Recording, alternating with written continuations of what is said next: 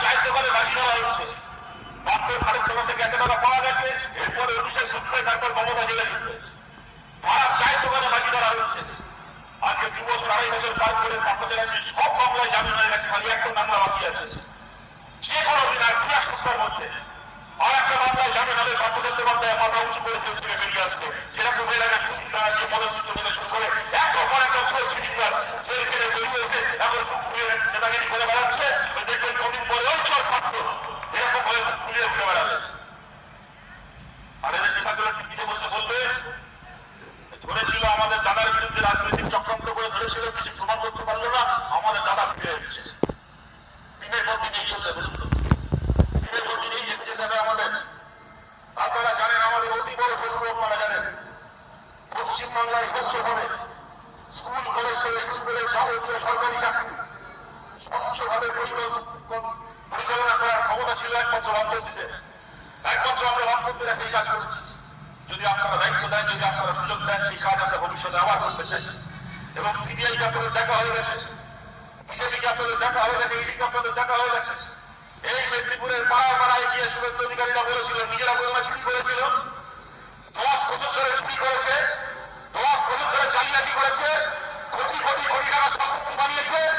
তারপরে তৃণমূল থেকে বিজেপিতে গিয়ে বলেছে একদিন তৃণমূলের শুভেন্দু চুরি করেছে, এবার বিজেপির শুভেন্দু তদন্ত করবে। 10 বছর ধরে জালিয়াতি করে তারপর 5 বছর ধরে বিজেপি করছে। আমরা বলেছিলাম, সেদিনও বলেছিলাম, আজকে দাঁড়িয়ে বলছি, বিজেপির দৌড়ে করে দেখা হয়ে গেছে। সিবিআই আর কিচ্ছু করতে হতো না, সিবিআই আর কিচ্ছু করতে হতো না। শুধুমাত্র যদি সিবিআই ভারতের সংবিধান মেনে নিজের কাজটুকু করত, তাহলে পিসি ভাইপো সহ গোটা তৃণমূল কংগ্রেস তাকে জেলে ফেরত থাকত। সেই কাজ ওরা করল, সেই কাজ ওরা করবে বলে আপনারা জানেন। গতকাল থেকে শুভেন্দু অধিকারী আবার প্রেস কনফারেন্স করে পশ্চিমবাংলার কোথায় কোথায় এসআইআর করার জন্য ইলেকশন কমিশনের নিয়মকে না মেনে ভুলভাবে অফিসার নিয়োগ করা হচ্ছে তার তালিকা দিচ্ছে। এই শুভেন্দুকে দেখলে মাঝে মধ্যে মায়া হয়।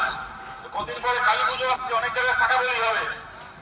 আর শুভেন্দুকে দেখলে মনে হয় এমন এক ফাটা, প্রত্যেক বছর একে মোদী মমতার পায়ের তলায় বলি দেয়, প্রত্যেক বছর একে মমতার পায়ের তলায় বলি দেয়। কি লাফালাফি নাচন প্রথম প্রেস কনফারেন্স সব করে যাচ্ছে। আর দিল্লিতে বসে ওর 2 দাদা মোদী আর অমিত শাহ মমতার সামনে সেটিং করে বলেছে যে পাগলাটাকে ওখানে ছেড়ে রেখেছে, ও লাফাচ্ছে লাফাক, ওকে পাত্তা দিও না, তুমি আমি মিলে আমি দিল্লি সামলাবো, তুমি বাংলা সামলাবো। কত নাটক কত নাটক কত নাটক থেকে দিলাম 5 বছর ধরে। আজকে বলছি ওই জেলে যাবে, কালকে বলছি ও ধরা পড়বে, তারপর দিন বলছি ওর বাড়িতে রেড হবে। কত নাটক থেকে দিলাম। মাঝখান থেকে তৃণমূলের লোকগুলো জেলে ঢুকলো না, মমতা জেলে ঢুকলো না, অভিষেক জেলে ঢুকলো না, ওর তাপসী বান্না তৃণমূলের হয়ে চলে গেল। ওরা এসে লাগাচ্ছে এখানে, ওরা নাকি ন্যায় আনবে, ওরা নাকি কৃষি ভাইকে শাস্তি দেবে।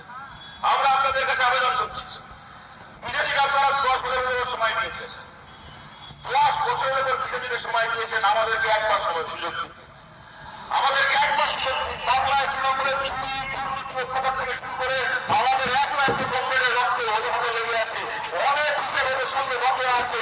আমাদেরকে হিসেব মেটানোর জন্য একটা বার সুযোগ দিন। একটা বার যদি আমরা সুযোগ পেয়ে সেই হিসেব মেটাতে না পেরেছি, পরের বার সেই সুযোগ আবার ফেরত দিয়ে দেবেন। আমরা চাই করি না কেন, আমরা সেটিং করে বোঝাপড়া করে তৃণমূলের লোকেদেরকে আমাদের দলে ঢুকিয়ে ওদের কাজকে ভুলবো না, ওদের সঙ্গে অ্যাডজাস্টমেন্ট করবো না। আপনারা যে শাসনীদের পাওয়ার কথা, যে অপরাধীরা করেছে তার জন্য যে জবাবের পাওয়ার কথা, সেই জবাব দেওয়ার জন্য পাড়ায় পাড়ায় আমরা বামপন্থীরা প্রস্তুত আছি। আপনাদের কাছে আবেদন করছি, সেই লড়াই আপনারা আমাদের পাশে থাকবেন। এবং দেখুন, কদিন আগে বিহারে ওরা এফআইআর করেছে, বাংলায় কদিন পরে ভোট হবে, তার আগে এখন প্রস্তুতি শুরু করেছে এসআইআর এর নাম করে। এলাকায় এলাকায় ইতিমধ্যে তৃণমূলের বিজেপির এই খেলা শুরু হয়ে গেছে।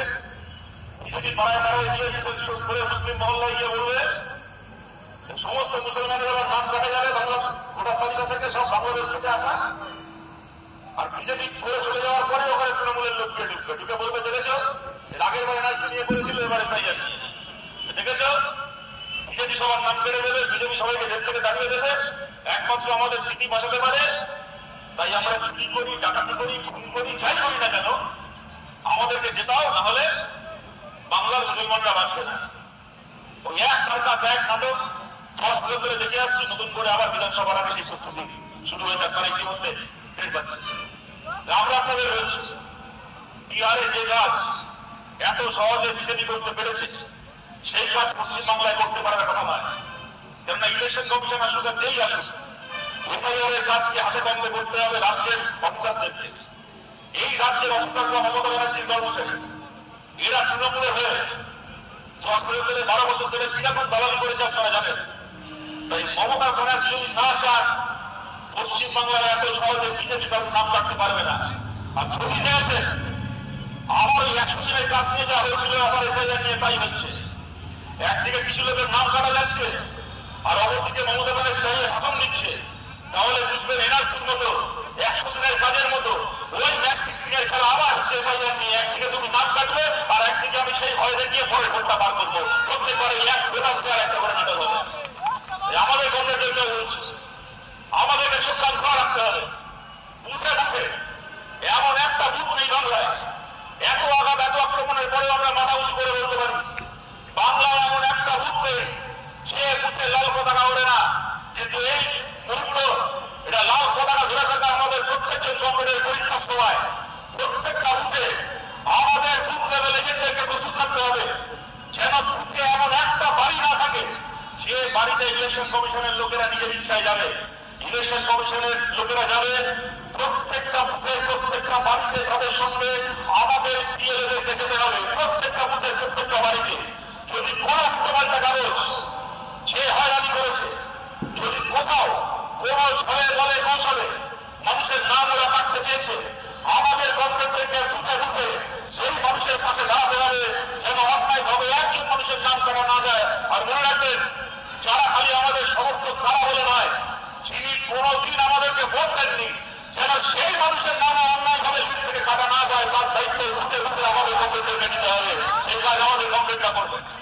এবং আমার কথাকে আমি শেষ করছি এটা বলে আমাদের কাছে, দেখুন ধর্ম নিয়ে রাজনীতি তার কি চেহারা হতে পারে বাংলা গত 10-12 বছরে দেখেছে। এই নিয়ে অনেক কিছু বলে দেওয়া যায়, আমি সেসব কথার মধ্যে যাচ্ছি না। আমি আপনাদের খালি একটা কথা বলছি, দেখুন আমরা 34 বছর সরকার চালিয়েছি বাংলায় বামপন্থীরা। যদি প্রশ্ন করা হয় আজকে যে বাংলায় যে 34 বছর বামপন্থী সরকার চলল, বাংলায় যাতে প্রত্যেকজন মানুষ চাকরি বাকরি পায়, বাচ্চারা স্কুলে যায়, রাস্তাঘাট ভালো হয়, অনেক কলকারখানা হয়, উন্নয়ন হয়, এই কাজ বামপন্থীরা কত ভালো করেছে? বামফ্রন্ট সরকারকে 100 কত দেবে? তো উত্তরের 100 দেবেন বলছেন, কেউ হয়তো দেবেন, কিন্তু কেউ হয়তো বলবেন 180 দেবো, কেউ বলবে 170 দেবো, কেউ বলবে 110 দেবো, 5 দেবো, কোনো কাজ করতে পারেনি, কেউ 100 দিতে পারেন। যদি প্রশ্ন করা হয় 34 বছর বাংলায় বামপন্থী সরকার চলেছে, এই 34 বছর যেন বাংলার সমস্ত মানুষ নিজের ইচ্ছে মতো নিজের ধর্ম পালন করতে পারেন, সেইটাকে গ্যারান্টি করার প্রশ্নে বামফ্রন্ট সরকারকে 100 কত দেবেন? আমাদের অতি বড় শত্রুকেও বলতে হবে এই প্রশ্নে বামফ্রন্ট সরকারকে 100 দেবো, একটা নক্ষত্র আমাদের কাটতে পারবে না। 34 বছর আমাদের সরকার চলেছে, কি হিন্দু কি মুসলমান বাংলার একজন মানুষ উঠে দাঁড়িয়ে বলতে পারবেন না তার নিজের ধর্ম পালন করতে কোনোদিন কোনো অসুবিধা হয়েছে? কি ছিল না আমাদের বাংলায়?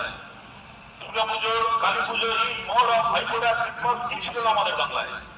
খালি মমতা ছিল না, শুভেন্দু ছিল না, ধর্মের নামে উস্কানি ছিল না, রাজনীতি ছিল না, মানুষ শান্তিতে মাথা উঁচু করে সবাই নিজের ধর্ম পালন করেছেন, কোনোদিন কোনো অসুবিধা হয়নি, ভবিষ্যতেও কোনো অসুবিধা হবে না।